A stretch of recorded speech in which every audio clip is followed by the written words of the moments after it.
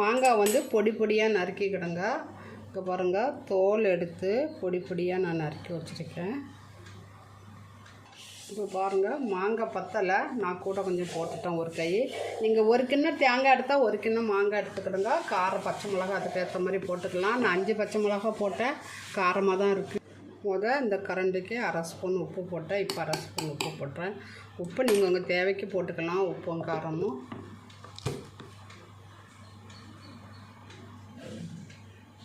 சூப்பரான மாங்காய் துவையல் ரெடி ஆயிடுச்சுங்க. நீங்கள் ரொம்ப மைஸாக அரைக்காதீங்க, இப்படி பிறுபிறுன்னு அரைச்சிக்கிடுங்க. அப்போ தான் நல்லாயிருக்கும். பழைய சாதம், தயிர் சாதம், இட்லி, தோசை எல்லாத்துக்குமே நம்ம இதை வச்சு சாப்பிட்லாம். காரம், புளிப்பு எல்லாமே நல்லா இருக்குது. நல்லா அம்மியில் அரைச்ச மாதிரி மிக்ஸி ஜாரில் உருட்டி அரைச்சிருக்கேன். நீங்களே இதே மாதிரி செஞ்சு சாப்பிட்டுட்டு எப்படி இருக்குதுன்னு கமெண்டில் சொல்லுங்கள். ஒரு லைக் பண்ணுங்கள், ஒரு சப்ஸ்கிரைப் பண்ணுங்கள். அஸ்ஸலாமு அலைக்கும்.